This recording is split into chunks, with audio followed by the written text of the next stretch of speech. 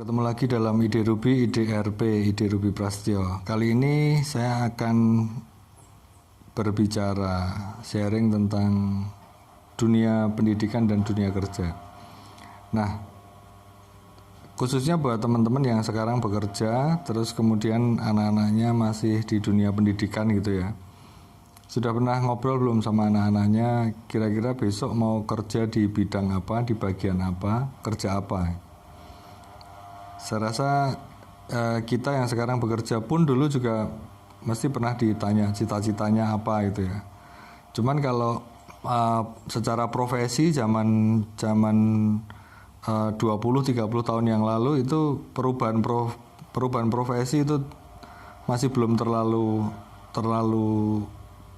cepat ekstrim gitu ya. Berbeda dengan sekarang. Misalnya kalau zaman dulu orang bekerja ya biasanya ke institusi, terus kemudian ngerjanya dengan membawa lamaran dan seterusnya. Nah, tapi sekarang ini kalau kita lihat kayak macam Gojek, Grab kayak gitu kan itu orang institusinya nggak kelihatan tuh, bahkan kantornya ada di mana gitu, orang kerja di mana, mungkin nggak pernah datang ke kantor atau datang ke kantor sekali-sekali gitu.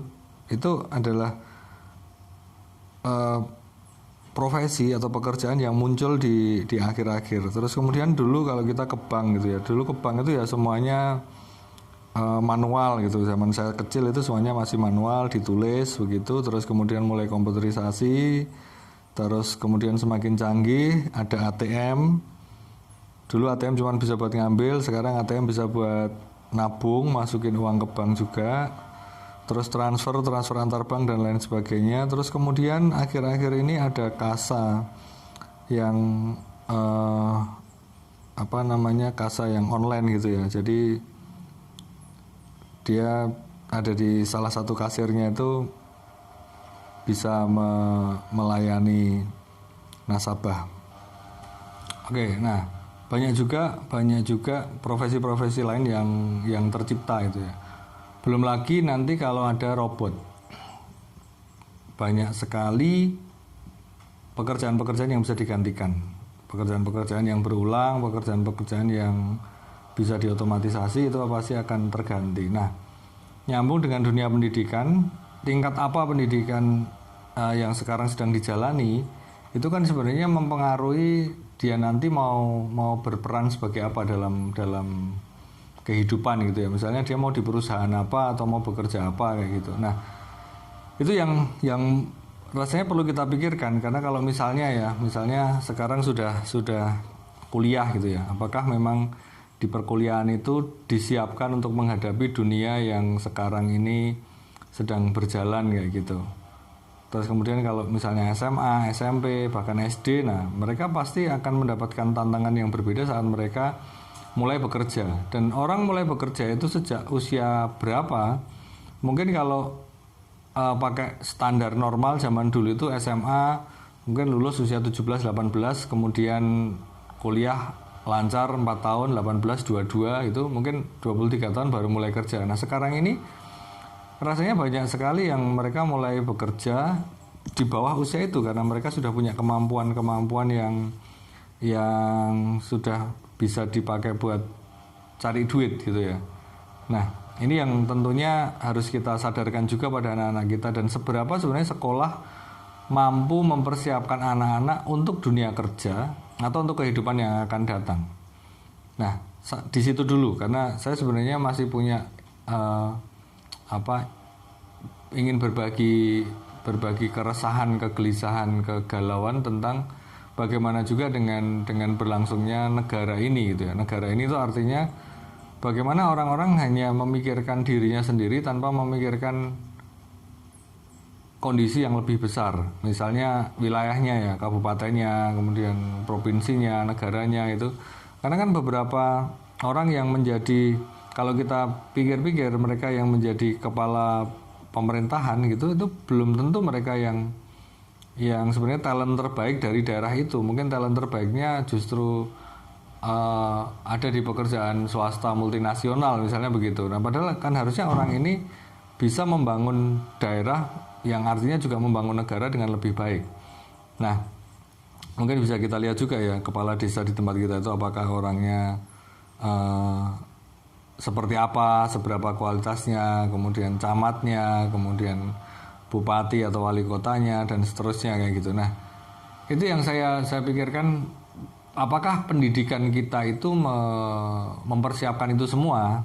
Karena kalau kita lihat mungkin dalam 30 tahun terakhir ya, korupsi itu kan begitu kuatnya, dan rasanya sekolah seperti tidak berdaya, karena memang mungkin di sekolah itu juga ajang korupsi. Bagaimana korupsinya mungkin bukan ngambil duit, tapi nilainya harusnya 6 tapi nggak masuk KKM, udahlah dikasih 7 kayak gitu ya. Itu kan wujud-wujud yang nantinya saat dewasa itu memanifestasi dalam korupsi gitu. Nah, kenapa saya mengkritisi sekolah, karena memang rasanya sekolah tidak cukup cepat untuk beradaptasi menghadapi tantangan dunia.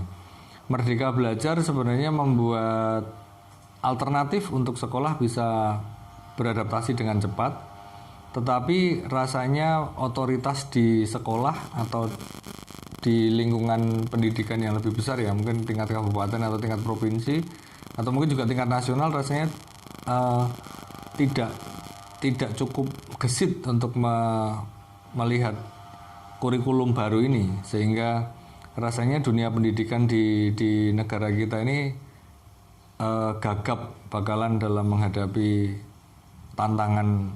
tantangan dunia yang akan datang. Terus kemudian juga bagaimana pemerintah sendiri seringkali menyekolahkan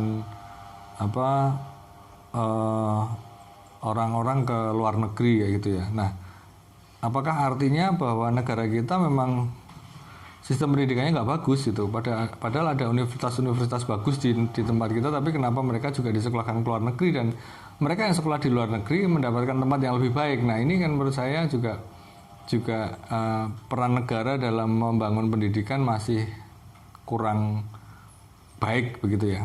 Nah, mungkin kita agak menarik diri dari urusan pemerintah dan pemerintahan, tapi bagaimana kita setidaknya mempunyai visi pendidikan itu sendiri, yang beberapa waktu lalu saya sempat menyampaikan tentang visi pendidikan. Jadi bagaimana anak-anak kita didik akan jadi seperti apa berdasarkan minat, bakat, kemampuannya anak-anak. Ini mestinya sebagai orang tua kita perlu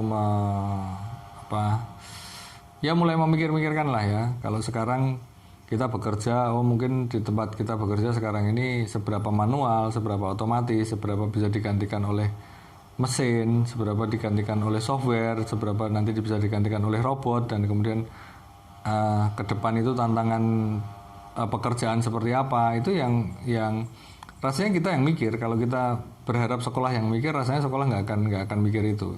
Berapa sekarang jurusan yang sudah ke arah robotika, ke arah mobil listrik gitu ya, ke arah teknologi sinar matahari, teknologi angin, itu kan rasanya, atau setahu saya tidak banyak gitu ya, atau saya tidak tahu aja. Tapi mestinya menanggapi itu dunia pendidikan juga harus gesit, tapi sepertinya belum begitu gesit. Cuman ya nggak apa-apa, tinggal bagaimana kita mengarahkan, mendidik anak-anak kita dengan benar, sehingga pada masanya mereka menjalani kehidupan sesungguhnya, mencari pekerjaan, masuk di dunia kerja, mereka punya modal yang cukup.